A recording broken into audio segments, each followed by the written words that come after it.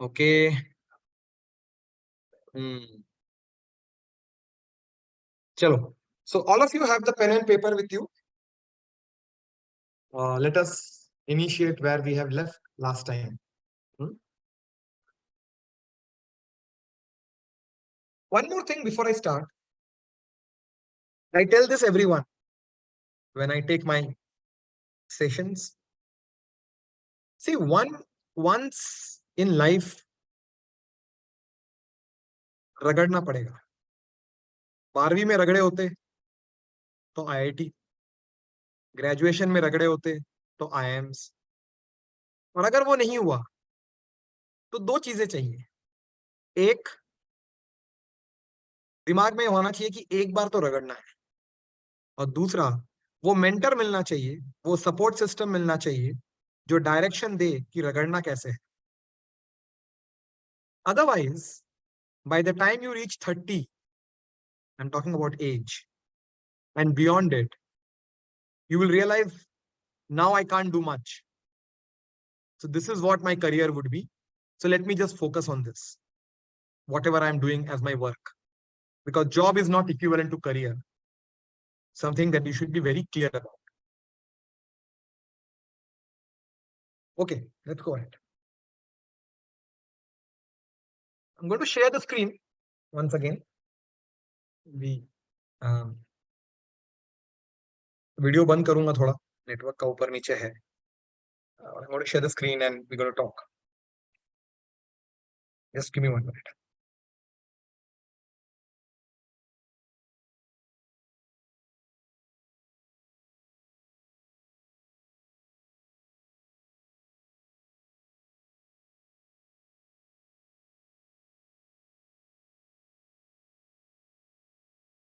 तो मैंने आपसे कहा इस सिमुलेशन गेम में आएंगे हम। तो शुरुआत है, दिल्ली दूर है। मैंने कहा था ये गेम 8 घंटे का है, आप लोगों के लिए 4 घंटे में करूंगा मैं। गेम ऐसा है, 14 इंडस्ट्रीज हैं, और मैं 14 कंपनीज के नाम भी बताऊंगा। आपको मैच द फॉलोइंग करना है सिर्फ बैलेंस शीट देखकर। That is what core finance person does in a company, जिसको हम एक्चुअली में एनालिस्ट बोलते हैं। यही हमारा प्रॉब्लम स्टेटमेंट था जब हमने सेशन शुरू किया, और फिर हमने कहा चलो बेसिक्स पढ़ते हैं। फिर हमने बात शुरू की फाइनेंस और अकाउंटिंग में क्या डिफरेंस है। फिर हमने बात शुरू की कंपनी में कौन नॉन फाइनेंस पर्सन है, और कैसे लोग कंफ्यूज हो जाते हैं नॉन फाइनेंस से नॉन अकाउंटिंग। क्रिकेट का एग्जांपल दिया था मैंने, अगर आपको याद हो तो।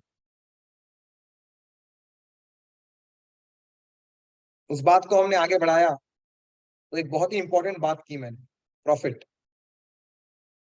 उसको हमने आज आगे नहीं बढ़ाया अभी तक, पर मैं थोड़ा उस बारे में बात करना चाहूंगा, आता हूं उस पॉइंट पे। पर जब प्रॉफिट की बात हो रही है तो मैं आप सबसे पूछूंगा, और चाहूंगा आप लोग चैट बॉक्स में इसका जवाब लिखो, कि अगर कोई कहता है आपसे, अच्छा हमने ये भी देखा पिछली बार, किसी भी बिजनेस का मोटिव क्या है, चाहे वो गूगल हो, बाजू वाला चाय का दुकान हो, या स्किलेज हो, किसी भी बिजनेस का मोटिव होता है to make profits, otherwise that business must close. फिर चाहे वो डेमलर हो, या डेमलर डेमलर कौन सी तरह की कंपनी है, डेमलर क्या करती है, मैं पूछता रहूंगा बीच बीच में, फटफट चैट बॉक्स में आंसर आना चाहिए। डेमलर क्या करती है? आप लोग अगर कोर फाइनेंस पढ़ रहे हो तो बिजनेस समझ में आना चाहिए। अरे प्रशांत, आइसक्रीम नहीं करती है बाबा, डेमलर बोला है मैंने, हैगेन-डाज़ नहीं बोला है। डेमलर डेमलर नहीं सुना आप लोगों ने? You have not heard of Daimler Chrysler? Daimler कौन सी इंडस्ट्री में है?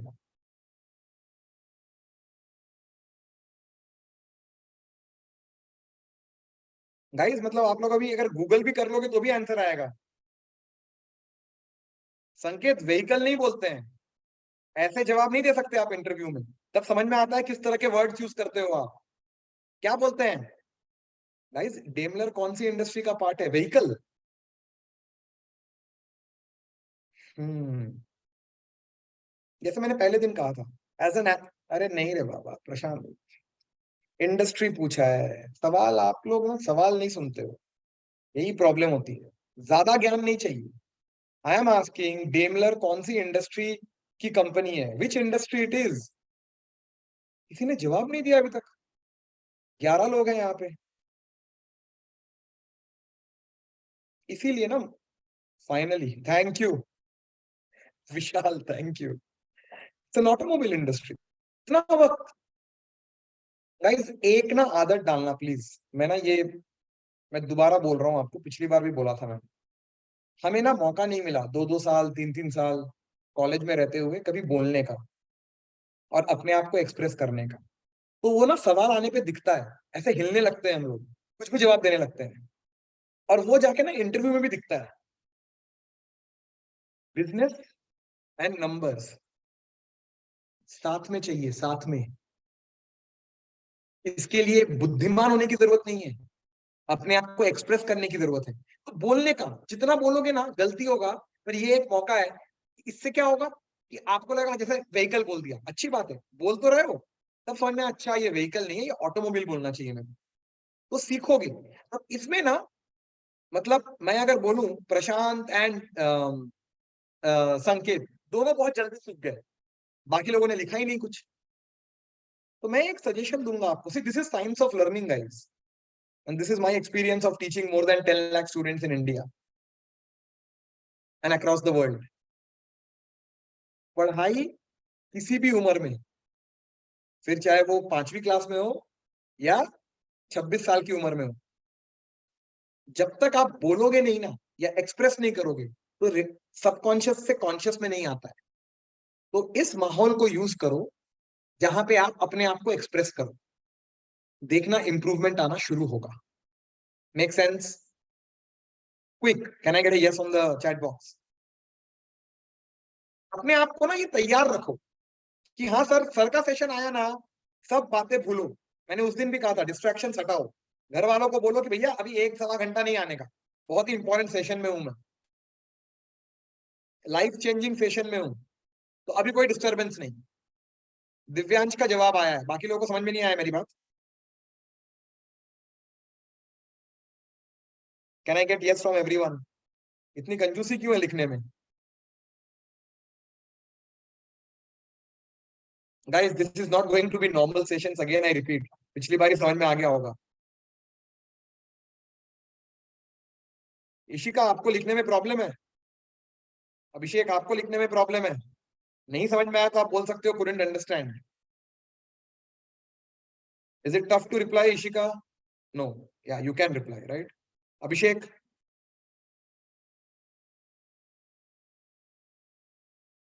Otherwise you know it's easy to leave the session ना, क्यों वेस्ट करना है अपना टाइम? वैल्यू एडिशन नहीं मिल रहा तो क्यों बैठे रहना है, जवाब देना पड़ेगा ना फिर।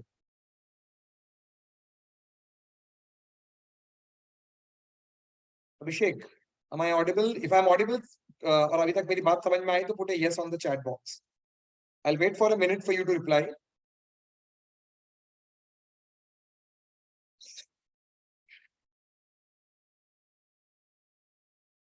इंद्रनील चेक विद अभिषेक, अगर मेरी आवाज उस तक नहीं पहुंच रही है ना। हाँ, I think he has left. ठीक है।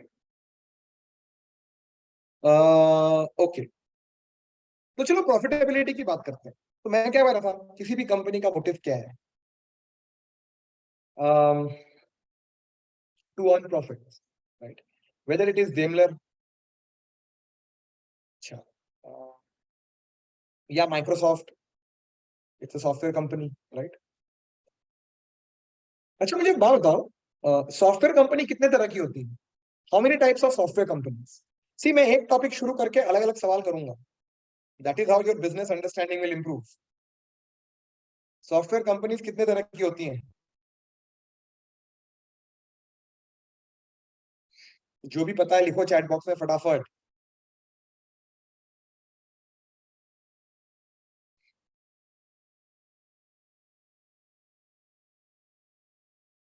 सॉफ्टवेयर बोलो या आईटी कंपनी बोलो, कितने तरह की होती है?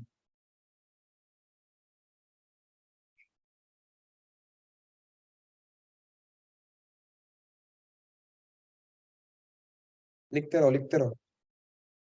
Write down Ishika. बाकी लोग लिखते रहो ना।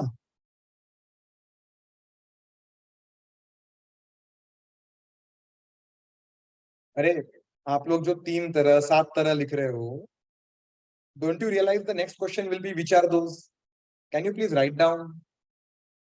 गूगल भी किया है तो लिखो ना, या कट कॉपी पेस्ट करो।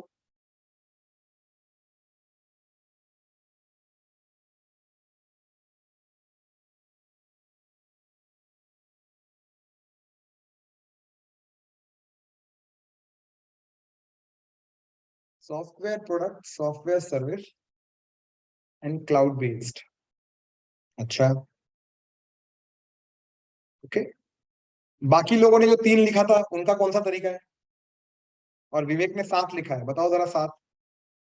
तो इशिका एग्जांपल्स दो जरा। सॉफ्टवेयर प्रोडक्ट का एग्जांपल दो, सॉफ्टवेयर सर्विस का एग्जांपल दो।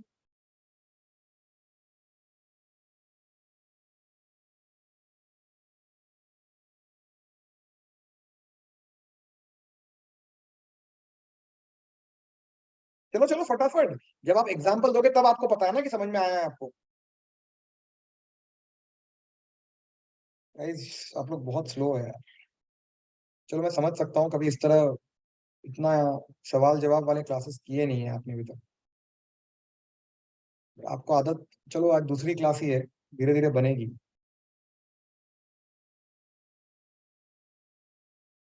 दिव्यांश ठीक है, पर एग्जांपल्स दो ना। सॉफ्टवेयर प्रोडक्ट कंपनी का नाम बताओ, सर्विस का नाम एग्जांपल दो, क्लाउड बेस्ड का एग्जांपल दो। विवेक आपने 7 बोला, 7 बताओ क्या है?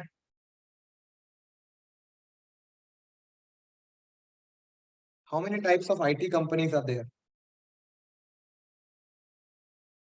प्रशांत, how many types of IT companies are there और software companies are there? What are the types? Product is Microsoft. Ishika आपने लिखा था, आपका जवाब क्यों नहीं आ रहा है? सो Google is not a product company Ishika? Google is not a product company?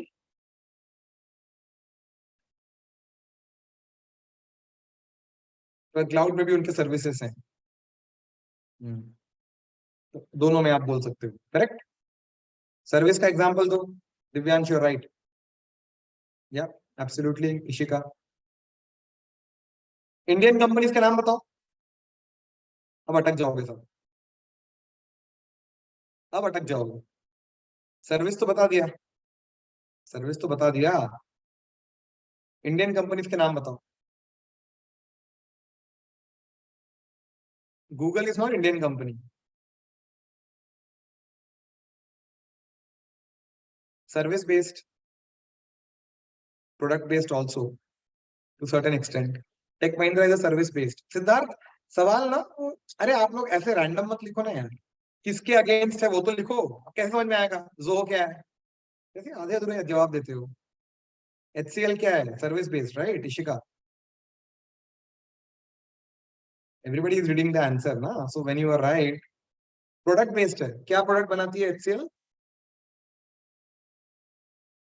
HCL क्या प्रोडक्ट बनाती है? Mention the name of the product. संकेत, जोहो क्या है?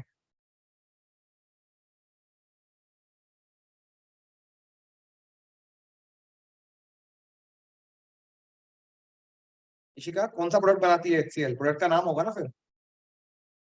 कंप्यूटर बनाती है? अच्छा। सो एचसीएल,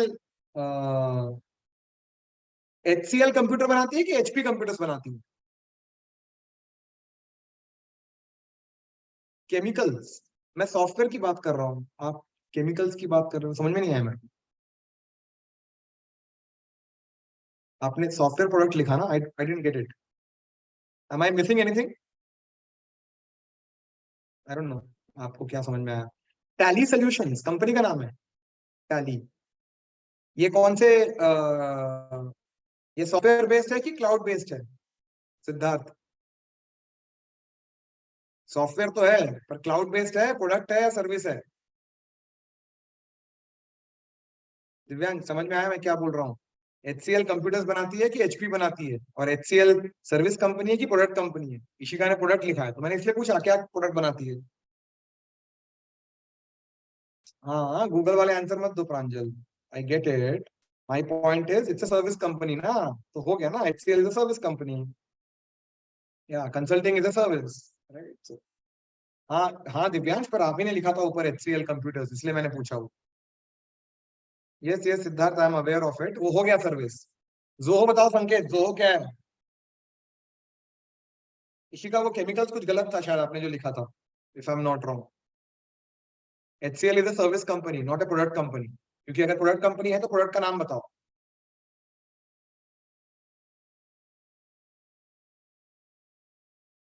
संकेत आपने जोहो बोला, जोहो, जोहो क्या है? कौन सी वैरायटी का है? विवेक हो गया ना, आप अपने पहले 7 टाइप्स तो बताओ, 7 टाइप्स। आपने वो बताया नहीं, अचानक आपने ओरेकल दे दिया। अभी क्या चल रहा है सवाल? संकेत से पूछा मैंने कि जोहो कौन से टाइप का है। Divyansh listen to the question, don't jump with random answers. अगर ये पता है आंसर तो ये दीजिए, संकेत अगर नहीं दे रहा है तो आप लोग दे सकते हो। प्रांजल इट्स सॉफ्टवेयर कंपनी, लेकिन दोबारा बोल रहा हूँ, अभी हमने क्या बोला है? सुनो ना ध्यान से, आप लोग पता नहीं कौन से जोन में हो। अभी क्या डिसाइड हुआ? सॉफ्टवेयर कंपनी कितने तरह की होती है? Service, product and cloud based, correct? मैं पूछ रहा हूँ जोहो कौन से वैरायटी में आता है? सुनो ध्यान से। संकेत ने जवाब दिया था इसका। सिद्धार्थ क्या पूछ रहा हूँ मैं, सवाल ही नहीं समझ रहे हो आप लोग। सॉफ्टवेयर डेवलपमेंट में संकेत, ये आपने गूगल किया?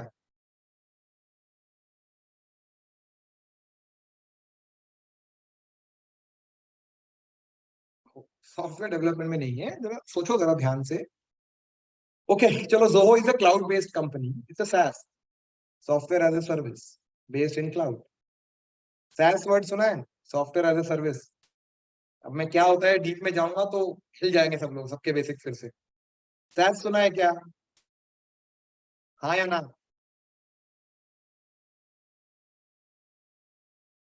SaaS नहीं सुना है कभी भी? चलो गूगल करके रखना। SaaS नहीं सुना है? इंडिया फ्लरिश हो रहा है SaaS कंपनी से, आपको SaaS नहीं पता? चलो कोई बात, good, at least you people are transparent कि नहीं सुना सर। SaaS लिखूं मैं चैट बॉक्स पे? ये आप लोगों का टास्क है। It's SaaS cum software as a service. पहले पढ़ना, फिर इस पे बात करेंगे। अभी आपने जूम देखा, जूम? जूम सब यूज करते हैं कि नहीं? अच्छा, जूम में आपके अलग अलग प्लान्स होते हैं ना, जितना यूज करोगे उतने का प्लान है, हाँ कि ना? जितना यूज करोगे उतने का प्लान है, हाँ कि ना? जूम में, यस और नो? हाँ। जूम क्या है? सर्विस प्रोवाइड कर रहा है कस्टमर को, कॉलिंग की सर्विस। पर जितना आप चाहते हो उतना उसका आपको प्लान लेना पड़ेगा। सॉफ्टवेयर एज अ सर्विस, समझ में आया? मैंने आपको एक एग्जांपल देके समझा दिया। इंडिया में software as a service companies बेशुमार आ रहे हैं, और एक सैस भूमि, कभी गूगल करना तो आपको सैस कंपनीज मिलेंगी सारी। आप सोच सकते हो to work in SaaS companies. So Google cloud, Google के जो सोल्यूशन क्लाउड बेस्ड है वहां भी प्लान्स होते हैं, that's a SaaS. Cloud based जो चीजें होती हैं वो सैस है, क्योंकि जितना आपको यूज करना है उतना आपको प्लान, उतने का प्लान आपको खरीदना पड़ता है।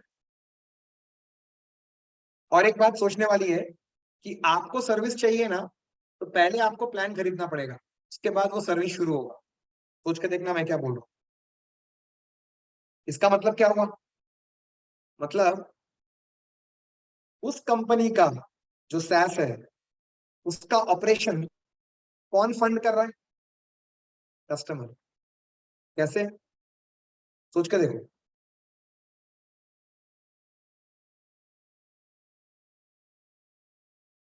दो एग्जांपल देता हूं, एक बैजू, स्किलेज एंड एक SaaS कंपनी। सोच के देखना जरा, बहुत ही इंटरेस्टिंग बिजनेस मॉडल बता रहा हूं, पता होना चाहिए आपको। देखो, फाइनेंस समझना है ना, बिजनेस के कोर तक पहुंचना पड़ेगा, तब फाइनेंस समझ में आता है और मजा आ जाता है कि क्या हो रहा है फाइनेंस की दुनिया में।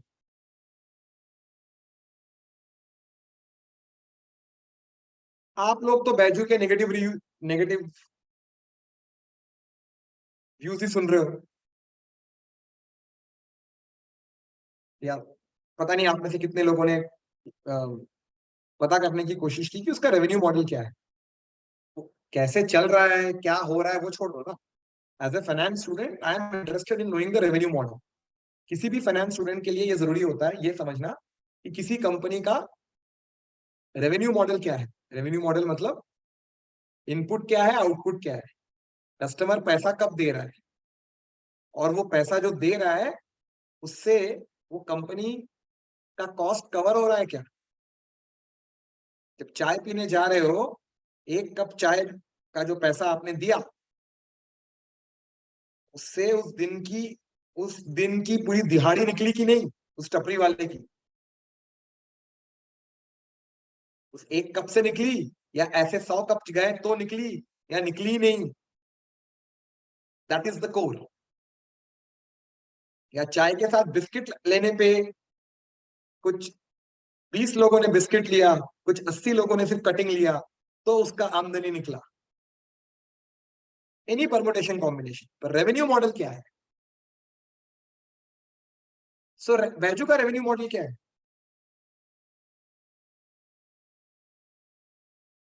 प्रशांत, ज्ञान नहीं चाहिए आपको, अभी तक समझ में आ गया होगा, मेरे साथ ज्ञान नहीं। व्हाट इज सब्सक्रिप्शन बेस्ड, थोड़ा बताओ, लिखो जरा। If you want to unmute, unmute करो। कस्टमर कब पैसा देता है, रेवेन्यू कब आना शुरू होता है, थोड़ा पता है तो बोलना है। आधा अधूरे आंसर नहीं देने, कभी भी ध्यान रखना।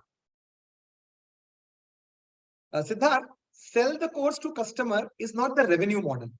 Sell the course to customer is the operation through which revenue is generated. किसी भी चीज को बेचना पड़ेगा, चाहे वो सर्विस हो, चाहे वो प्रोडक्ट हो, तभी जाके कोई कंपनी रेवेन्यू बेच अर्न करती है। पर वो कैसे बेचा जाता है वो मैं पूछ रहा हूँ। समझ में आया सिद्धार्थ? मैं ये नहीं पूछ रहा हूँ कि रेवेन्यू कैसे आता है, वो तो किसी चीज को बेचने में ही आएगा। I hope it's clear Siddharth what I am saying, what I am asking.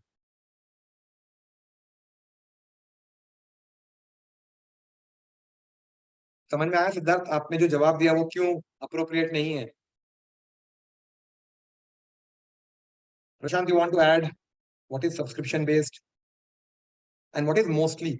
अच्छा, एक ना फाइनेंस वाले ना ये वर्ड हटाना शुरू कर दो। Almost, mostly. शिका, क्या बातें कर रहे हो? मैं पूछ रहा हूँ रेवेन्यू मॉडल क्या है, आप क्या ज्ञान दे रहे हो मेरे को? ज्ञान नहीं चाहिए ना, मैंने पूछा रेवेन्यू मॉडल ऑफ बैजू क्या है, सीधी सी बात है। चलो मैं बताता हूँ आप लोग। प्रशांत, ये वर्ड हटा देना आंसर में से, ठीक है? Mostly, almost doesn't work for a core finance person, right? Either it is yes I know this is what it is, और आई डोंट नो।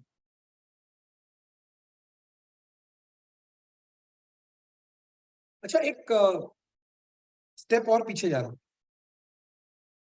प्रोडक्ट कंपनी है तो प्रोडक्ट को बेचा जाता है। सर्विस कंपनी है तो सर्विस को क्या किया जाता है, मतलब you sell a product, you dash a service. तो वो वर्ड कौन सा है?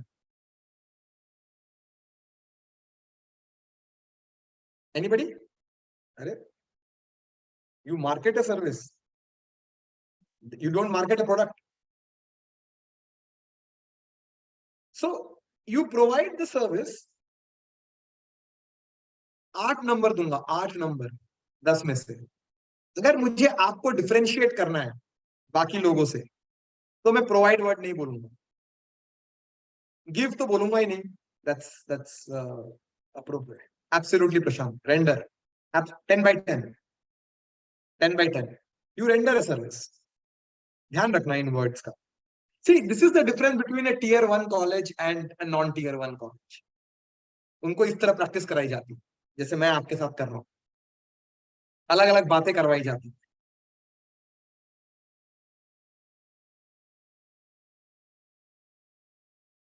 And that's how the experience of the students become amazing when they, when they do the program and stuff. Obviously, क्योंकि इस तरह की पढ़ाई थोड़ा मजा आ जाता है.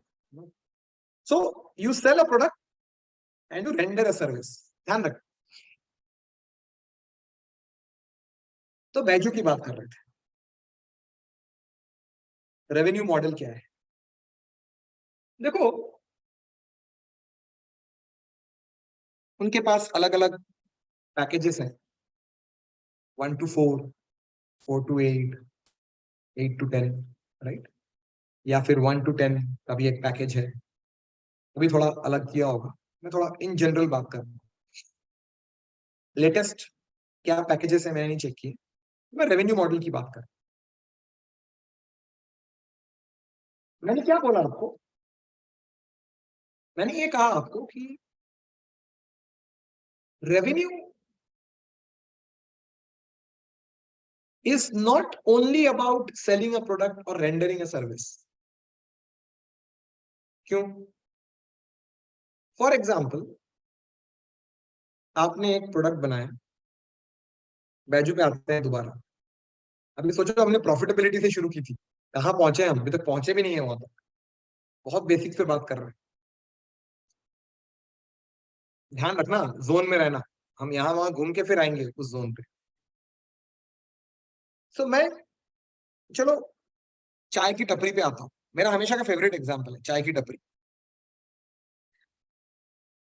तो मुझे एक बात बताओ, एग्जाम्पल ले रहा हूँ, एक नंबर लेता हूँ. एक चाय की टपरी है. एक कटिंग 10 रुपए में बेचता है वो टपरी वाला. बेसिक टपरी है, साफ सुथरा है.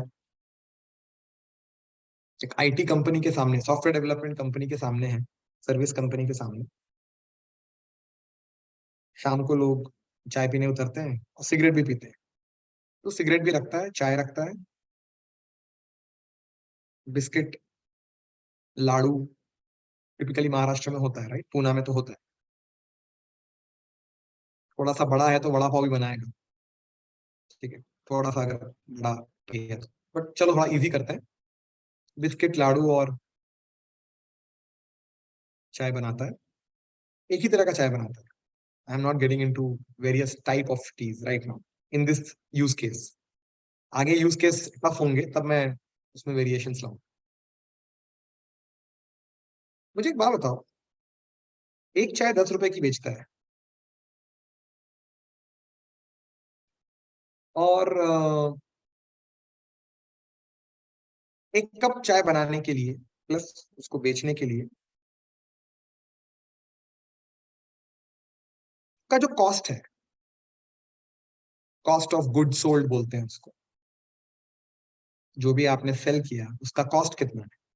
अब चाय है तो क्या क्या कॉस्ट आएगा? दूध आएगा, चीनी आएगा, चाय पत्ती आएगा, गैस आएगा. आप अगर इलायची और अदरक देते हो वो आएगा. There is a cost of bulb, electricity, वो आएगा. बिस्किट रखा है आपने तो आपने वो आएगा. कब का आएगा कॉस्ट? एब्सोल्युटली. फिर जहां पे आपने रेडी लगाई है कुछ तो इंफ्रास्ट्रक्चर कॉस्ट होगा. एक बार आपने रेडी खरीद ली पर उस जगह जहां पे आपने रखी है उसका कुछ तो भाड़ा वगैरह होगा. तो ये सारा cost of the good sold वो आता है, मान लो 9 रुपए. 10 रुपए की चाय बेच रहा है, 9 रुपए एक कप. ये सब ऐड किया गया उसमें. तो मुझे, वैसे इस सवाल का जवाब ऑब्वियस है but I am just asking कि अगर वो एक कप चाय बेचता है, राइट, तो ही वुड बी लाइक ठीक है, 10 रुपए की चाय, 9 रुपए, 1 रुपए मेरा मजूरी। अब 1 रुपए मजूरी ज्यादा है कम है वो सब्जेक्टिव है। अगर मान लो, अगर मान लो उसका दोस्त आ गया चाय पीने के लिए, दोस्ती यारी में उसने एक कप चाय बेचा, और दोस्ती यारी में कहा चल पैसे मत दे, पर चाय तो बिका, तो उसने कहा पैसे मत दे, और पैसे लिया भी तो उसने कहा चल 10 रुपए मत दे, 5 रुपए दे दे, एग्जाम्पल। इंसिस्ट किया दोस्त ने, नहीं नहीं फ्री में नहीं, इट्स अ हार्ड वर्क, तो 5 रुपए दे दे। तो मुझे एक बात बताओ, प्रोडक्ट सेल तो हुआ, लेकिन उस सेल का उसकी आमदनी में, मैं अभी प्रॉफिटेबिलिटी वर्ड यूज नहीं कर रहा हूँ, थोड़ा हेवी वर्ड, आमदनी में कुछ फर्क नहीं पड़ा, इनफैक्ट नुकसान हो गया। 9 रुपए का कॉस्ट है ना, और 5 रुपए मिले उसको क्योंकि उसका दोस्त आया था। कहने का मतलब ये है मेरा कि जब कंपनी में कोई अगर कहता है कि मेरी कंपनी के सेल्स बहुत हैं, थोड़ा इसको एक्स्ट्रापोलेट करते हैं। हुँ? मेरी कंपनी के सेल्स बहुत है, my top line, sales is also known as revenue, it is also known as the top line of the company. अच्छा, by the way, why revenue is known as the top line of the company?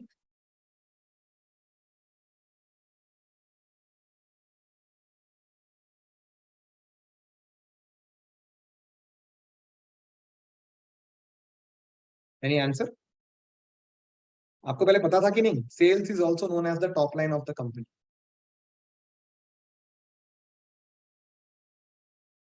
Guys, anybody has an answer?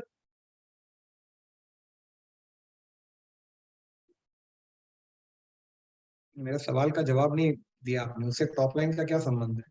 फिर से ज्ञान वाले answer दे रहे हो सिद्धार्थ आप। आप खुद सोच के देखना इसका टॉप लाइन से क्या संबंध है? एनी पता है कि नहीं पता है? Why sales or revenue is known as the top line of the company? पता है कि नहीं पता है? अतरंगी आंसर्स मत दो। Also, it's one of the favorite questions in some of the interviews. बहुत ही बेसिक सवाल है। अरे पता है तो बोलो हाँ और आंसर, नहीं पता है तो नो तो लिखो। प्रशांत फिर से आप आ गए, सो माइट बी, ऑलमोस्ट, मैंने अभी बोला प्लीज हटाओ ना उन चीजों को Prashant. Just now I told you have to learn things fast Prashant, all the more if you are working, and you are working, I know. Start learning things fast, या it will help you Prashant, nothing else. Not in this class, but I'm talking about overall as a mentor, it will help you. There is no concept of almost, so, most. Finance is like it is it or it's not it, right? ऐसा हो सकता है क्या कि चलो आप 1.5 रुपए ले लो और बाद में 50 पैसे ले लेना मुझसे, ऐसा हो सकता है कि कभी? नहीं होता है ना। Same logic, right? तो आंसर्स भी ऐसे नहीं होते। टॉप लाइन इसलिए बोलते हैं, और ये आप लोगों ने कभी गौर नहीं किया, आप लोगों ने बैलेंस शीट और प्रॉफिट एंड लॉस अकाउंट तो देखा होगा, अभी याद नहीं होगा क्योंकि उस तरह कभी पढ़ाया नहीं गया। थोड़ा थोड़ा सा याद करो, थोड़ा सा। प्रॉफिट एंड लॉस अकाउंट में एक तरफ होता है आपका एक्सपेंस, और दूसरी तरफ होता है आपका, प्रशांत अब जब मैं बोल रहा हूं तब आंसर वैसे नहीं आना चाहिए। Now you have to listen, right? And I tell you why, the reason for it also, because now when I'm explaining, the brain has to register it so that next time these things are very clear. आप अगर jump कर जाओगे ना, even if you know, so it will not get registered. That's a science of learning, right? So just be careful about it, right? It can strike to you later on, but once I'm explaining, you have to hold on yourself. Yeah. So profit and loss account में दो part होते हैं, दो headings होते हैं। एक होता है एक्सपेंस, एक होता है इनकम। ठीक है, इनकम के नीचे जो पहला हेडिंग होता है वो होता है आपका सेल्स। सेल्स को रेवेन्यू भी बोलते हैं। वो कैलकुलेट कैसा होता है? Number of items sold multiplied by unit price of item. क्योंकि वो टॉप लाइन में होता है ऑफ अ पीएनएल स्टेटमेंट, इसीलिए रेवेन्यू को और सेल्स को टॉप लाइन बोला जाता है। और इसी लॉजिक से जब आप एक पीएनएल स्टेटमेंट देखते हो, expense side, income side, expense side में आपके 3-4 हेडिंग्स होते हैं, raw materials, salaries and wages. Expense side में होते हैं सारे, एडमिन एक्सपेंसेस, इंटरेस्ट एक्सपेंसेस, और यहां पे नीचे होता है आपका प्रॉफिटेबिलिटी। तभी income, sorry, expense plus profitability should match the income side. और क्योंकि प्रॉफिटेबिलिटी एकदम बॉटम लाइन में होता है ऑफ अ पीएनएल स्टेटमेंट, इसीलिए प्रॉफिट को काफी बार bottom line of the organisation भी कहा जाता है। ये पॉइंट क्लियर हुआ? बिफोर मैं चाय वाले पे एग्जांपल पे आ रहा हूँ, बैजू तो बहुत पीछे छूट गया है अभी, भूलना नहीं है, अभी तो हम प्रॉफिट पे आए भी नहीं है। ये समझ में आया क्या? Bottom line.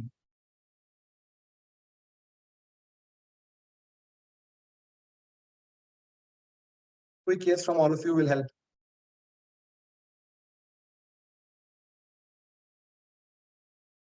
Okay, so when we say sales of an organization बहुत ज्यादा हो रहा है, top line of the organization is flourishing,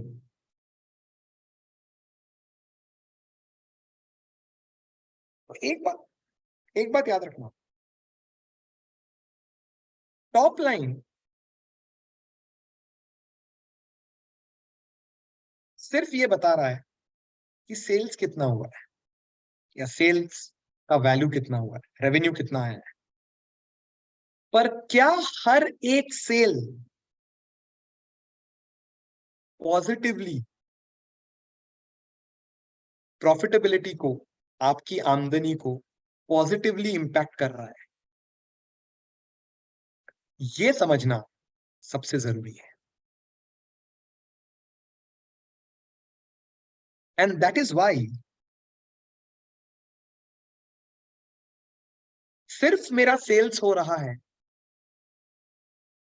is not an indication of stable business. Obviously not. By now you know. और भी parameters हैं, but I'm just saying. Does every sale of the product or every rendering of my service मेरे profitability को positively impact कर रहा है क्या? अगर हाँ, then I am excited.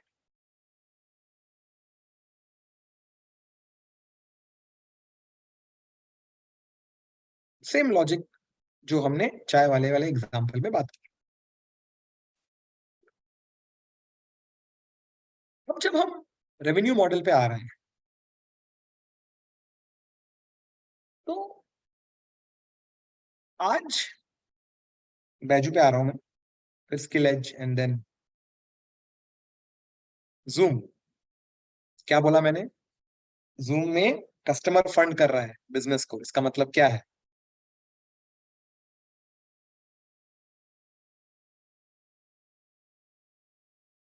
आज 99% of the companies are technology oriented. मतलब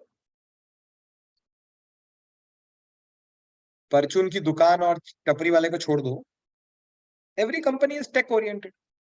skill Edge tech oriented, it's a skill tech. I am using technology to help you build the skills. Every company is a technology oriented. Technology या तो base होगा या technology enabler होगा। ध्यान रखना इन words को मैं क्या यूज कर रहा हूं। टेक्नोलॉजी या तो बेस होगा मतलब IT service company, IT product company या क्लाउड बेस्ड कंपनी, या टेक्नोलॉजी एनेबलर हो मतलब फिनटेक। फिनटेक के एग्जांपल्स दो जल्दी फटाफट। यार आप लोग ना सही में थोड़ा स्लो हो, तबीयत मेरी खराब है, आप लोग पता नहीं कैसे दिमाग चला रहे हो। फिनटेक के एग्जांपल इतना वक्त लग रहा है, इतने में तो गूगल करके भी जवाब दे दोगे आप। मैं टेक्नोलॉजी एनेबल कंपनीज की बात कर रहा हूँ। दिव्यांश इतना दूर जाना पड़ रहा है? पेपैल, आप जीपे यूज करते हो क्या? भारत पे यूज करते हो क्या? पेटीएम यूज करते हो क्या? पता नहीं गाइज, इधर आपका दिमाग बंद हो चुका है, क्योंकि आप लोगों से सवाल जवाब अब पूछा नहीं जाता है घर वालों के अलावा, और घर वाले आप लोगों से इमोशनल सवाल ही करते हैं। इमोशनल मतलब घर वाले सवाल। आप लोग बहुत स्लो चल रहे हो गाइज। एक तरह की कंपनी हुई फिनटेक, चलो। दूसरा एडटेक, ठीक है, एडुटेक कंपनीज काफी सारे हैं, नाम पता है आप लोगों को, मैं पूछ नहीं रहा।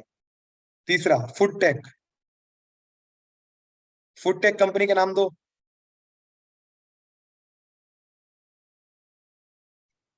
फूड टेक, हाँ, जोमैटो, ठीक है। नेक्स्ट लॉजिटेक, चलो चलो चलो, लॉजिटेक, सुना है क्या कभी लॉजिटेक? डिलीवरी की स्पेलिंग थोड़ी गलत है, बट इट इज करेक्ट। थोड़ा सा और लॉजिटेक। अरे ब्लिंकिट दिमाग में नहीं आता क्या? जो यूज कर रहे हो बोलो ना यार। ऐसे ऐसे चीजें बोल रहे हो जो मतलब जबरदस्ती ढूंढनी पड़ रही है या सोचनी पड़ रही है। चलो ठीक है, लॉजिटेक हो गया। Insurtech, blue dart is still not Logitech, but it's using technology at some level, but it's still not. Uh, you still have a big physical presence. I will still consider that a logistics company. Obviously, it's using technology, no doubt about it. But when I say Logitech, uh, मेरा उसमें technology becomes an enabler of it. चलो ये बताओ, insurtech, एको, correct? अरे आदित्य बिरला, प्रांजल, insurtech, गो digit, हाँ। Tata is insurtech. Divyansh क्या हो गया है मतलब टाटा में 150 कंपनीज है, मैं किसको पकड़ू इंश्योरटेक? कभी कभी पता नहीं आप लोग।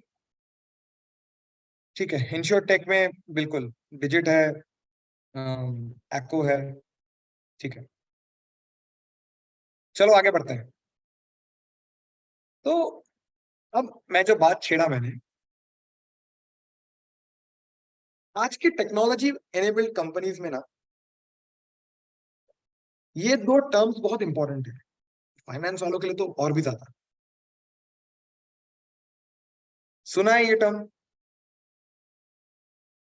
हाँ या ना? फटाफट जवाब आना चाहिए। हाँ तो आंसर दो, ना तो ना। ठीक है। सो एलटीवी का मतलब है, लिखते रहो, life time value of a customer. What does that mean? एक लाइफ टाइम में वो कस्टमर आपको कितना पैसा देगा, आपके प्रोडक्ट को या आपके सर्विस को। And what is CSC? Cost of acquisition of a customer. एक कस्टमर को एक्वायर करने के लिए टोटल कॉस्ट कितनी है, ठीक।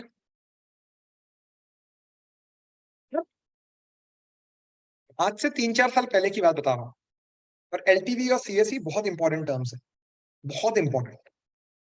फिर चाहे वो बी टू सी हो या बी टू बी हो, एक कस्टमर का लाइफ टाइम वैल्यू कितना है, वो कितना आपसे खरीदेगा और कब तक खरीदेगा।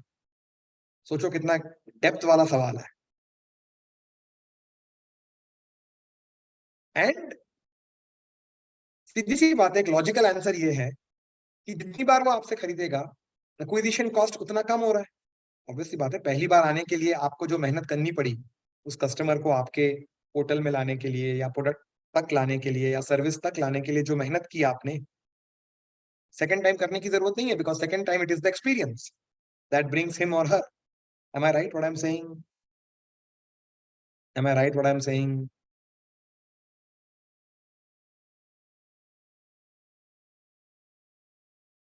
Can I get some quick replies from all of you?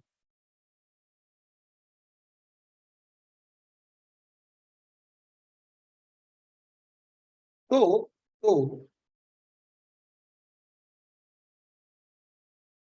3-4 साल पहले, सुनो ध्यान से, बैजू का कॉस्ट ऑफ एक्विजिशन 1 लाख रुपए है एक कस्टमर को। मतलब एक कस्टमर आपके पास आपका प्रोडक्ट खरीदे, कोई पैकेज खरीदे, कस्टमर का लीड जनरेट करना, काउंसलिंग करना, फॉलो अप करना, जो फॉलो अप कर रहा है उसकी सैलरी, लीड जनरेट जो हो रही है वो एड कैंपेन का कॉस्ट, जो भी है, ये सारा कॉस्ट ऑफ एक्विजिशन में आता है। आईटी कॉस्ट, जिसके थ्रू आप बात कर रहे हो कस्टमर से, फिजिकली मिलने जा रहे हो तो फिर ट्रैवलिंग कॉस्ट, पेट्रोल, बाकी सारा डीए टीए जो जा रहा है, काउंसलर, तो लगभग 1 लाख रुपए आता है एक कस्टमर को एक्वायर करने का। 3-4 साल पहले की बात है, सुनो ध्यान से। और उनका जो बेसिक पैकेज था उस टाइम पे, वो था 60,000 रुपए का। तो सेल तो हुआ, क्या दिखा सेल में? 60,000 रुपए का सेल हो रहा है। उस 60,000 रुपए को सेल के लिए कितना, कंपनी कितना कॉस्ट कर, मतलब कंपनी को कितना पैसा देना पड़ रहा है? 1 लाख रुपए।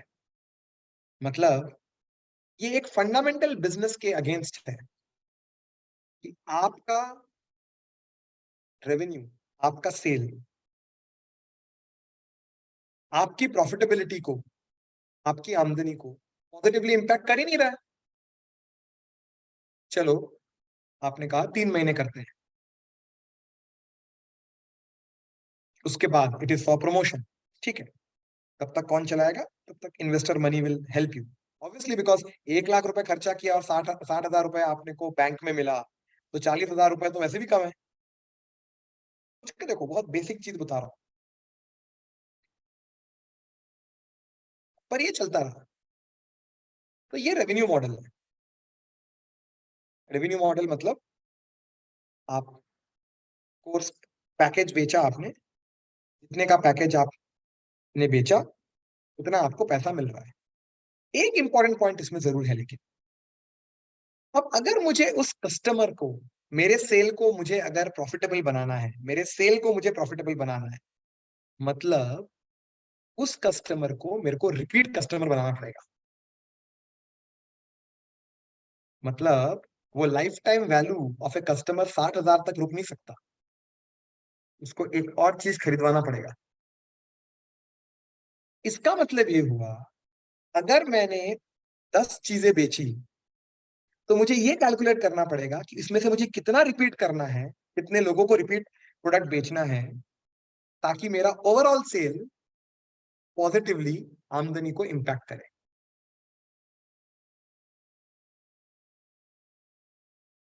द एंटायर, और आई वुड से 90-80% of the business in Baiju few years back, जब वो इंडिया में ऑपरेट ज्यादा करते थे, वो इंटरनेशनल ऑपरेट करते हैं, 80% in Indian market, and it is in B2C, as you know, was predominantly for repeat customers. इसीलिए उनका एक रिपीट बिजनेस करने का एक अलग विंग ओपन किया था उन्होंने। आपने जैसे ही एक प्रोडक्ट ले लिया बैजू का, तो रिपीट वाले, मतलब ऐसे सेल्स वाले थे जिनको अपसेलिंग करने का टारगेट था। अपसेलिंग मतलब सेलिंग या क्रॉस सेलिंग। आपने 1 to 4 का पैकेज ले लिया, अब आपको वो 5 to 9 का बेचेंगे, या 1 to 4 में ही आपको कुछ और बेचेंगे। आपने मैथमेटिक्स लिया तो चलो साइंस बेचेंगे, what ever, something like that. पर सोचने वाली बात यह है, दिस वॉज नेवर प्रॉफिटेबल, क्योंकि ये फंडामेंटली मिस्टेक है। कॉन्सेप्ट अच्छा है, उस समय किसी ने इतना सोचा नहीं, आज से 10-12 साल पहले, 8-9 साल पहले। लेकिन फंडामेंटल जब इस तरह के होते हैं ना, तो हिलने लगती हैं कंपनीज। कभी मौका मिलेगा तो मैं आपको बताऊंगा जेट एयरवेज, नरेश गोयल जैसा सुलझा हुआ इंसान, क्यों ऐसा हुआ जेट एयरवेज के साथ। बहुत बेसिक फाइनेंस है, बेसिक फाइनेंस। अब आपको जब मैं ये बोल रहा हूँ तो आपको लग रहा है सर इन लोगों को नहीं पता है क्या? पता है, पर दो चीजें इंसान के दिमाग को थोड़ी देर के लिए सुन कर देती है। एक, recognition, right? We all are human beings at the end of the day. Otherwise Sanjay Gupta 40 साल की उम्र में मैकिन्जी, दुनिया का नंबर 1 कंसल्टिंग फर्म, उनके वो पार्टनर बन गए। आईएसबी के फाउंडिंग मेंबर, 42 ईयर्स में वो यूएस के जेल में थे for insider trading at Goldman सैक्स। मैं मिला हूं उनसे। कुछ लोगों से मिलकर मुझे ये समझ में आया कि recognition makes many people switch off the brain. और दूसरी वजह, जब ब्रेन स्विच ऑफ हो जाता है तब यस मैन ज्यादा होते हैं। यस मैन मतलब आपके हाँ में हाँ मिलाने वाले। आपको क्या लगता है जो मैंने आपको बोला इतनी बेसिक तरीके से, ये किसी को समझ में नहीं आया? ऐसा हो ही नहीं सकता, राइट? फंडामेंटल है ये।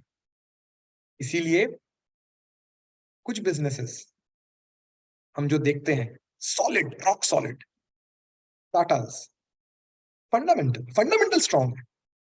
अगर मैं थोड़ा सा एज ओल्ड में आ जाऊं, टाटा, रिलायंस पेट्रोकेमिकल्स, वो अलग अलग थियोरीज हैं, वो अलग बात।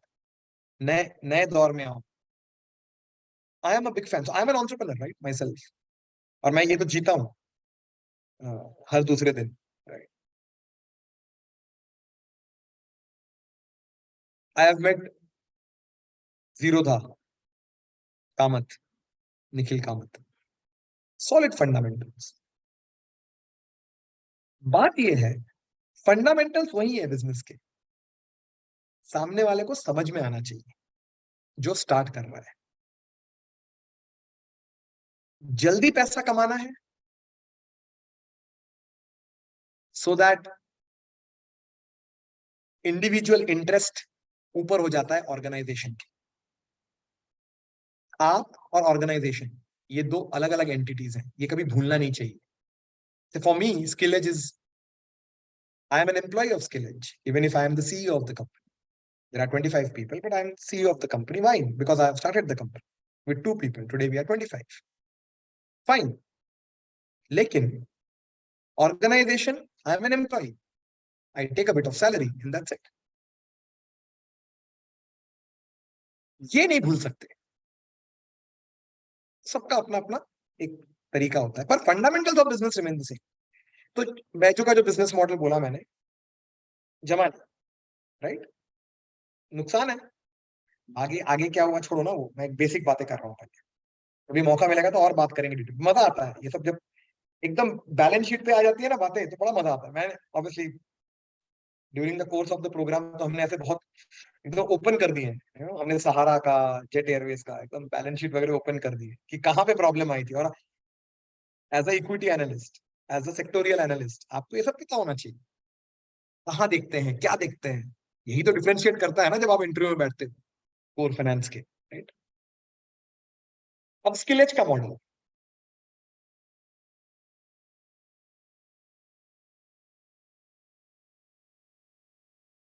सो एक, and then I come to the Zoom वाला पार्ट, ठीक है?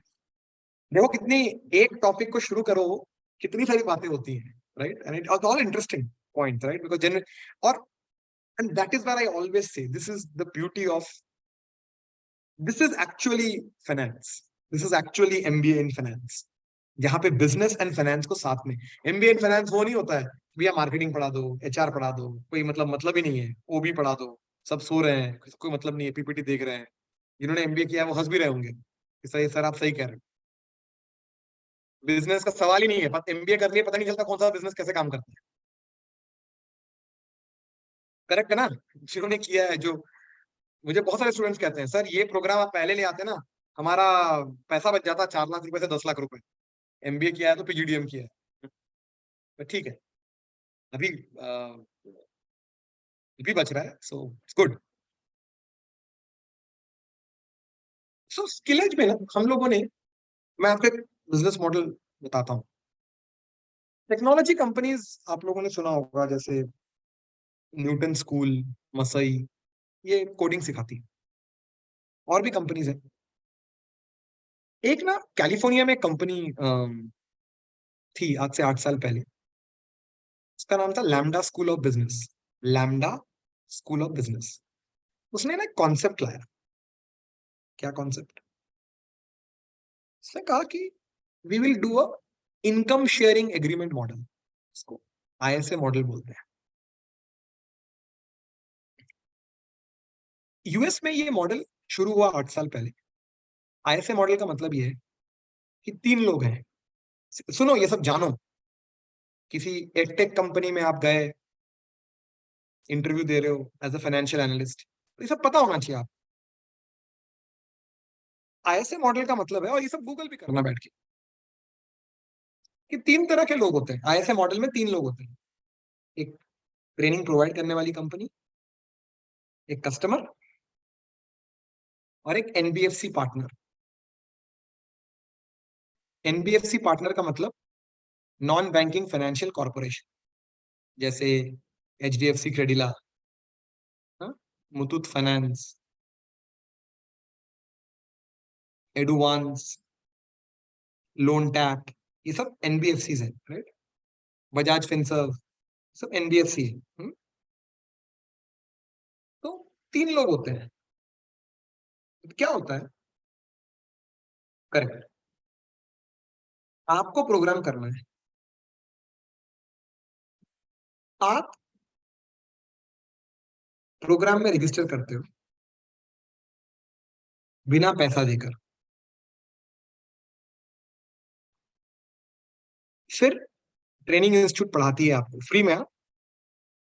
Training institute obviously cost incur कर रही है, cost of the trainer, infrastructure, ये सब कॉस्ट है। फिर एक्विजिशन ऑफ द कॉस्ट भी तो है, कॉस्ट ऑफ एक्विजिशन, कॉल किया गया, समझाया गया प्रोग्राम के बारे में।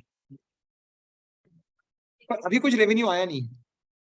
जब वो स्टूडेंट का प्लेसमेंट हो जाएगा, तो एनबीएफसी पार्टनर ट्रेनिंग इंस्टीट्यूट को पैसा दे देगा,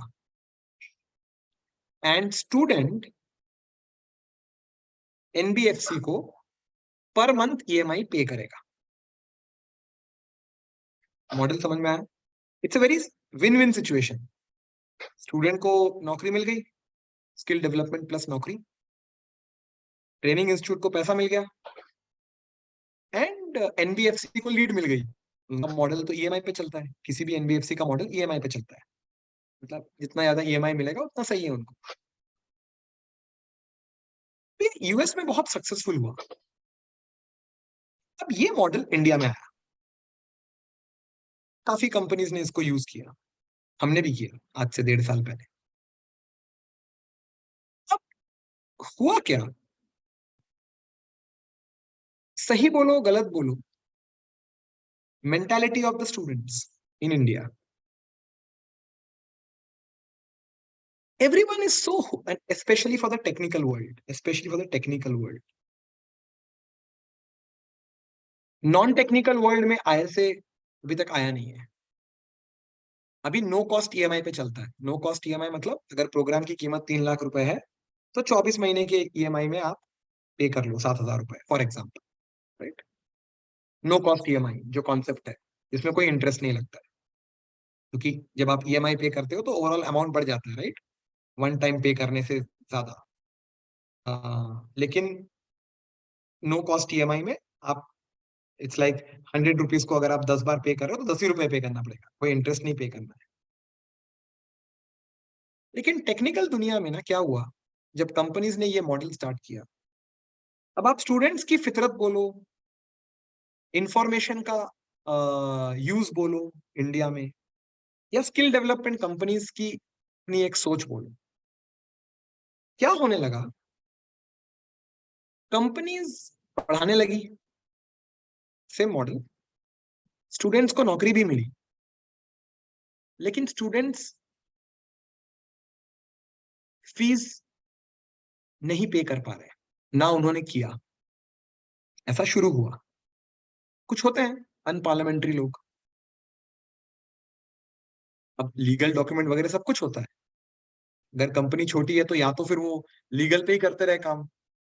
अब ग्रैड जैसी कंपनी है तो ठीक है, क्योंकि उनके लीगल टीम में 25 लोग हैं सिर्फ इसी काम के लिए। ठीक है। तो ये जो मॉडल है, प्लस इसमें क्या हुआ, अब फ्री में पढ़ने के लिए 100 बच्चे आ गए, बट उन 100 बच्चों की लायकी भी है क्या नौकरी मिलने की?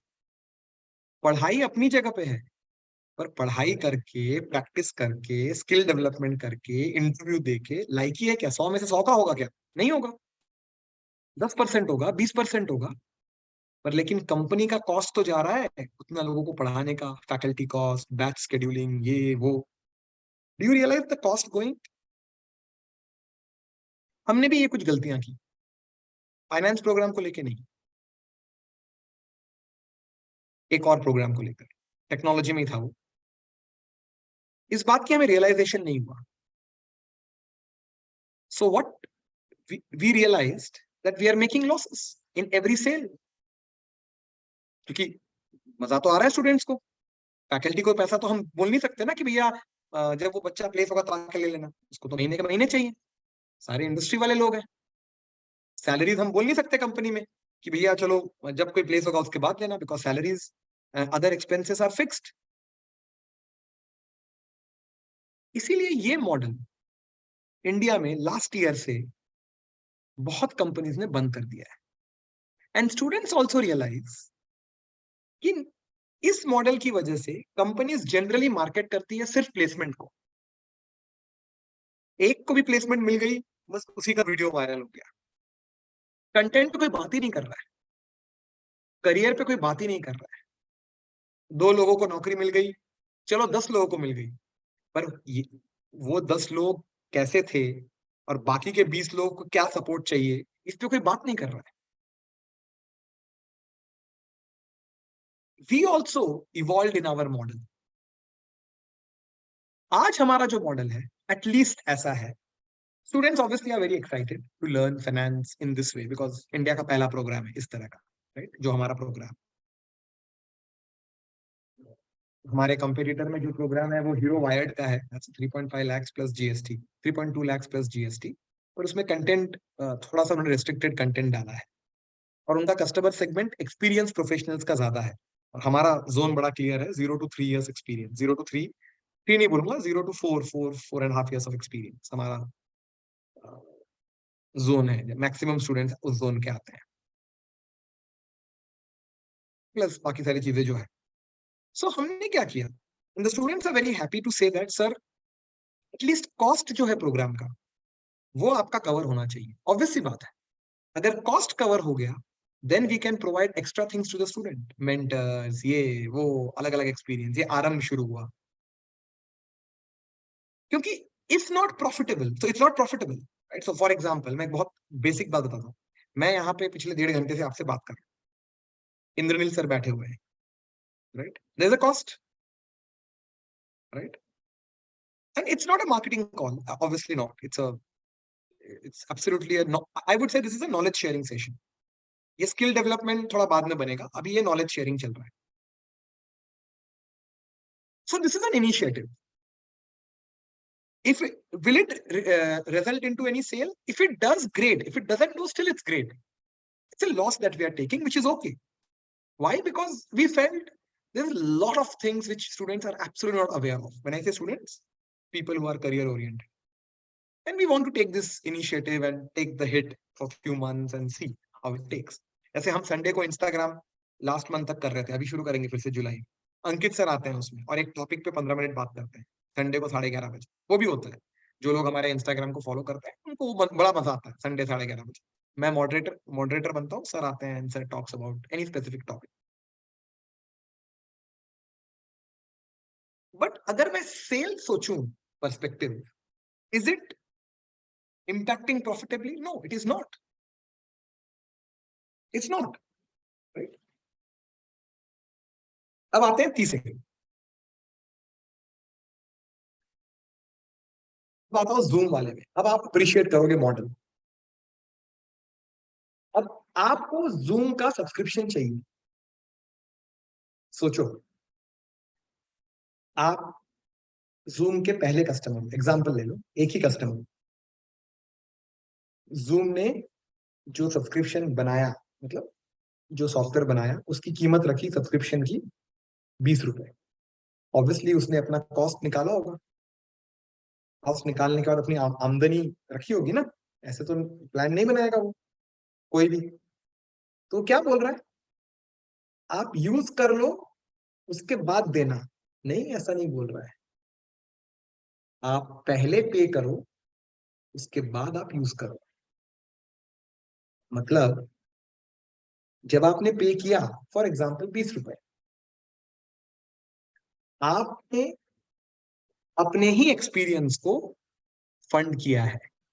मतलब कंपनी ने कस्टमर के पैसे से अपना ऑपरेशन रन किया है, as the company is giving the service. Do you realize what I am talking? Do you get what I am, आपको समझ में आ रहा है मैं क्या बोल रहा हूँ? Are you getting some part of it? इसमें दो तीन लेयर्स और हैं, पर मैं बहुत ही basic level. Is it an eye opening for you people? Are you people able to understand what I am saying? अरे अंकित सर हैज जॉइंड, अरे sir thank you for joining sir. No, this is exactly what Amazon does. आप बोलोगे sir क्या? अब मैं ये आपको थोड़ा सा, ये मेरे दूसरे मास्टर क्लास में होगा, वर्किंग कैपिटल जब मैं समझाता हूँ। अब आप लोग कभी Amazon Amazon में जो आप सामान खरीदते हो, ठीक है, बड़े सारे वेंडर्स होते हैं, किसी वेंडर से पूछना, मैंने अगर आपसे सामान खरीदा तो आपको पैसा Amazon कब देता है? तो वो वेंडर बोलेगा कभी कभी 3 महीने बाद, कभी कभी 1 महीने बाद आता है पैसा। सामान वेंडर नहीं बेचा आपको, Amazon is like a mediator, अगर आप समझो मुद्दा। पर Amazon का जो वर्किंग कैपिटल है, Amazon का जो वर्किंग कैपिटल है, मतलब ये सामान रखना, लॉजिस्टिक्स, लोग, ये कौन फंड कर रहा है? कस्टमर्स। क्योंकि वो पैसा इमीडिएटली वो दे तो रहा नहीं है, मतलब पूरा कपड़ा वैसे भी नहीं देगा, पर जो भी देगा इमीडिएटली दे नहीं रहा। आप Amazon की ये समझो कितनी बड़ी यूनिवर्स है। तो Amazon का वर्किंग कैपिटल कस्टमर ही फंड कर रहा है। इससे बढ़िया बिजनेस हो नहीं सकता जब आपका कस्टमर आपके बिजनेस को फंड कर रहा है और आपको किसी भी तरह का एक्सटर्नल फंड की जरूरत नहीं है। अब आप बोलोगे सर ये फिर Amazon में लोग क्यों रहते हैं? तो आपको पता है, दैट्स कॉल, अगर आपने पोर्टर्स 5 कोर्सेस ना होगा, मैं थोड़ा सा स्ट्रेटेजी पे चला गया। सो business, finance and strategy works very closely. अब पोर्टर 5 कोर्सेस तो आपको पढ़ा दिया कॉलेज में, समझाया तो होगा नहीं किसी ने कि कहाँ अप्लाई होता है, ये कैसे अप्लाई होता है। So there is the power of 5 forces में, there is the force of supplier, buyer, competitive force, alternate market, इस तरह के 5 फोर्सेस हैं, राइट? तो सप्लायर जो है Amazon, बायर एंड सप्लायर आप कर लो, इट्स वेरी स्ट्रॉन्ग। उनका जो क्या बोलते हैं, निगोसिएशन पावर बहुत स्ट्रॉन्ग है। वो बोलेगा बायर, मतलब सेलर बोलेगा, Amazon बोलेगा सेलर को, ठीक है तुम मत रख हमारे यहाँ। पर सेलर को भी पता है कि उसके रहने पे एटलीस्ट उसका सेल तो बढ़ रहा है, पैसा चलो बाद में मिलेगा। समझ में आया मैंने क्या बोला है guys? So what I M right now, what I told you in the entire story, हम घूम फिर के कहाँ पे आए हैं? आई एम जस्ट दो तीन बातें इंट्रोड्यूस की मैंने, revenue model, SaaS based company, software as a service, फिर मैंने कहा LTV क्या होता है, lifetime value of a customer, cost of acquisition of a customer, इसका कैलकुलेट कैसे करते हैं बताऊंगा बाद में, ठीक है? And then some basic examples to make you understand how it works in terms of ये terms कैसे यूज होते हैं, कैसे चीजें बनती है। समझ में आया? Is it interesting guys? Bore तो नहीं हो रहा है? दिमाग में बहुत कुछ नहीं घूम रहा है?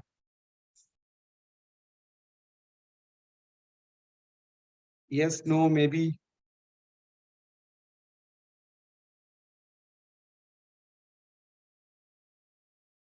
समझ में आ रहा है ना? It's important is are able to understand, right? और ऐसा ही होता है, मतलब इन द क्लास हम अभी बहुत पीछे हैं।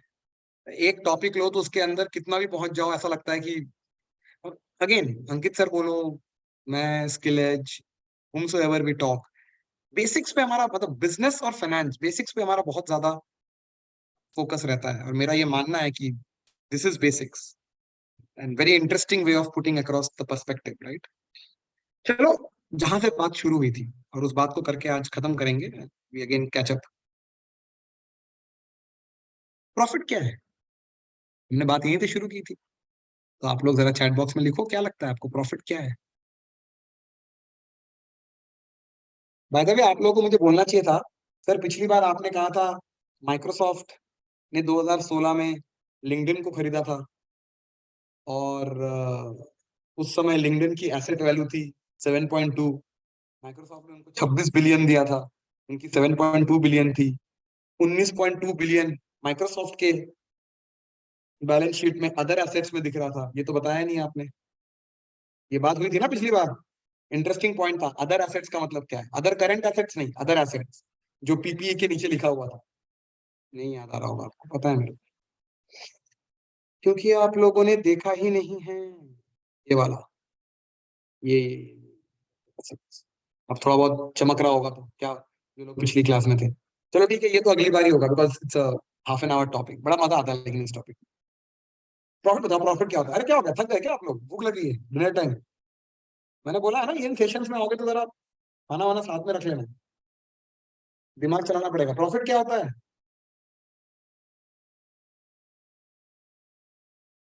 मैं तो बोल रहा हूँ, घर वालों के साथ ही बैठ जाना इन सेशंस में, सबको मजा आएगा सीखने में फाइनेंस। अरे प्रॉफिट क्या होता है guys? Come on, tell me what is profit. अब क्या गूगल कर रहे हो क्या, प्रॉफिट क्या होता है?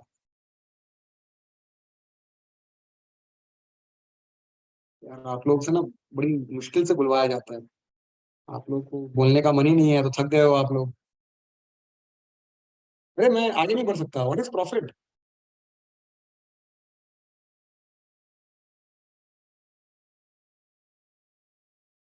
हेलो। दिव्यांश ने सही जवाब दिया है।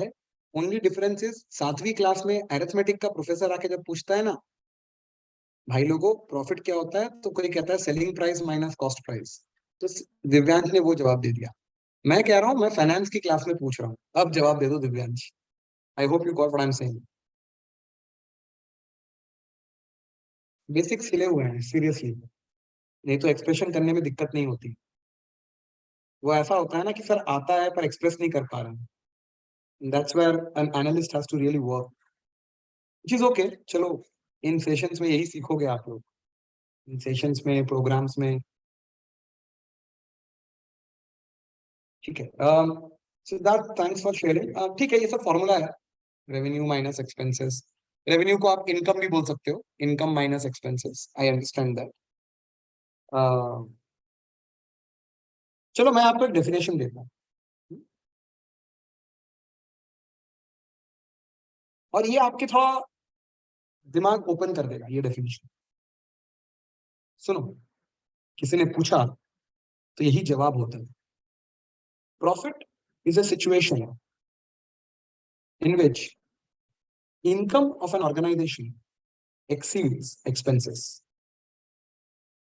I repeat, profit is a situation in which income of an organization exceeds expenses.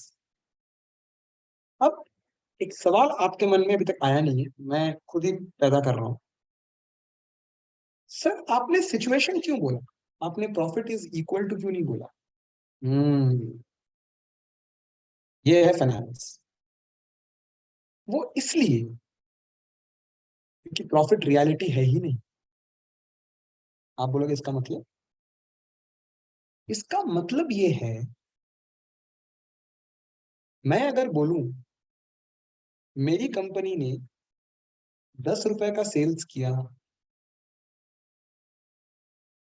And company की प्रॉफिटेबिलिटी 1 रुपए है, और मैं पूछूं अकाउंट में कितना पैसा है, यू नो व्हाट, एक लेमैन जवाब कुछ भी दे सकता है, हाँ 1 रुपए है या कुछ और। फाइनेंस वाला बंदा बोलेगा मुझे नहीं पता, क्योंकि प्रॉफिट एक सिचुएशन है। हम प्रॉफिट को जैसे ही किसी ने पूछा अकाउंट में कितना पैसा है, हम इनकम माइनस एक्सपेंस को भूल के प्रॉफिट को हम दिमाग में डालते हैं money coming in minus money going out. ये हम दिमाग में डाल लेते हैं, पता होता है द इनकम माइनस एक्सपेंसेस, लेकिन किसी ने पूछ लिया कैश कितना है अकाउंट में, तो दिमाग में आ जाता है profit is money coming in minus money goes out, which is absolutely wrong. इसका मतलब ये सर कि अगर कोई कंपनी प्रॉफिटेबल है तो अकाउंट में पैसा नेगेटिव भी हो सकता है, मतलब जीरो हो सकता है, हो सकता है। बड़ा इंटरेस्टिंग स्टेटमेंट है ये तो। और अगर कोई कंपनी लॉस में है तो उसके अकाउंट में पैसा हो सकता है, इसका मतलब बिल्कुल हो सकता है। और इसी वजह से प्रॉफिट एंड लॉस अकाउंट या बैलेंस शीट ये हिस्टोरिकल स्टेटमेंट्स है। मैंने पहली क्लास में बताया था फाइनेंस फ्यूचर है, इसीलिए फाइनेंस कैश पे डील करता है, इसीलिए फाइनेंस कैश फ्लो स्टेटमेंट को समझता है, और इसीलिए एक स्टेटमेंट है profit is vanity, cash is reality. Sales देखकर, प्रॉफिट देखकर एक एनालिस्ट अगला स्टेटमेंट बोलता है let's see what's there in the account. Because अगर आपकी कंपनी ने 100 रुपीज का प्रॉफिट किया और अगर अकाउंट में जीरो पैसा है, दे दो आप पैसा, सैलरीज दे दो, गवर्नमेंट को टैक्स दे दो, शेयर होल्डर को डिविडेंड दे दो, कहां से दोगे? और कैसे एक्सप्लेन करोगे कि मैं प्रॉफिटेबल हूं, मेरे पास पैसा नहीं है? सोच के देखो कितना। So sometimes making a profit is a problem, and many times not making a profit is always a problem because businesses are built to make profits. सोच के देखो ऐसी डबल वैमी है। Interesting right? सवाल ये उठता है सर ये एग्जांपल देके समझाइए कि प्रॉफिटेबल अगर कंपनी है तो जीरो पैसा कैसे हो सकता है? we'll start from here next time. Interesting. Profit is vanity, cash is reality, याद रखो। So making profit many times becomes problem, and many times not making profit is always a problem because businesses are built to make profits. चलिए, आप WhatsApp में लिखने से पहले यहाँ पे लिखिए आज 1.5 घंटे में क्या सीखा आपने, एक एक वर्ड, जो जो वर्ड आपको दिमाग में आ रहा है फटाफट लिखिए चैट बॉक्स में। Did you enjoy the session? Feedback link वगैरह आएगा। Did you enjoy the session? Finance को एक गोड़ गोड़ लेवल पे देखने में मजा आ रहा है कि नहीं? चलो क्या क्या सीखा लिखो, जल्दी जल्दी फटाफट लिखना शुरू करो। All of you, I want to hear, मतलब सी,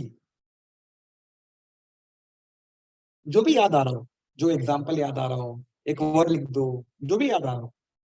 क्या सीख के जा रहे हो आज इस सेशन से? इंद्रनील रुक जाओ, let the people up, let the people reply. Hmm, बोलो बोलो फटाफट सब लोग।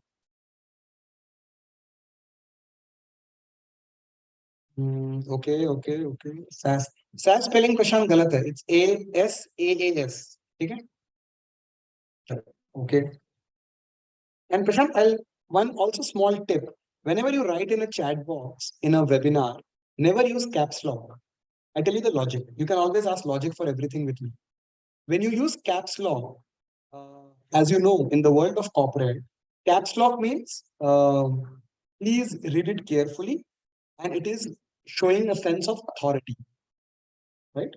Which is of no use in a webinar like this. So क्या होता है अगर आप इंटरनेशनल क्लाइंट्स के साथ डील कर रहे हो और आपका कैप्स लॉक ऑन हो गया गलती से, और इस तरह आप लिखते हो ना for any conversation, right? It may not come across positively, which obviously nobody will tell you, but these are the read between the lines. Just keep in mind, this is like a small business finance etiquette, I would say, right? For people who work in the industry and they deal with clients and stuff. If it helps, great, right? So yeah, just it came to my mind, Prashant, that's why I'm just put it. Okay, Divyansh, okay. और क्या सीखा तुमने? कोई example याद आ रहा हो? Revenue model सीखा होगा। मैंने रेवेन्यू मॉडल मुझे याद आ रहा है। मुझे रेवेन्यू मॉडल याद आ रहा है। मेरे को लिंक्डइन वाला एग्जांपल दोबारा याद आ रहा है। SaaS बेस्ड याद आ रहा है। SaaS based companies, software as a service, जो आप जाके देखोगे क्या होता है। Tech, yes, it will be uploaded in YouTube. Tech enabled companies, ये भी सीखा आप लोगों ने? टेक एनेबल्ड कंपनीज, एक टेक एनेबल्ड होता है और एक टेक आपका बेस होता है। कूल। सो गाइस, मेरे को तो लगा एक चीज और सीखी आपने कि जितना ज्यादा बोलोगे उतना ज्यादा इंप्रूव करोगे। देखो, टेक्निकल चीजों के अलावा आप वो सारी चीजें भी सीख रहे हो कि how do I crack core finance interview, what should be the mindset, how do I build my career, because these sessions are everything, right? मैं आपको टेक्निकल के साथ साथ बाकी चीजें भी बता ही रहा हूँ as a mentor. So yeah, these are all learnings. याद रख पाओ तो nothing like it. Okay guys, thank you so much for joining in. अच्छा लगा बात करके आप लोगों से. I hope you enjoyed the session. बहुत सारी चीजें हैं बात करने को. It's like I'm really excited to keep on doing these sessions. कभी कभी लगता है 10-10 घंटे हम बात कर सकते हैं, पता ही नहीं चलेगा वक्त कैसे बीत गया. And that's the fun of learning. That's how happen in our programs and stuff. But ठीक है. Prashant, yes, thank you for sharing that. Yeah. All right guys, thank you for joining in. अच्छा लगा. जिन्होंने dinner नहीं किया है, have your dinner and have a good night and sleep with these thoughts जो हमने बात की. Sleep with these thoughts. हमने बीच में कुछ जेट एयरवेज की बात की, करेंगे हम आगे जाके भी. सहारा, Thanks for watching. Do like, share and subscribe to our YouTube channel. And don't forget to click the bell icon. #Skill से करियर तक हम आपके साथ हैं.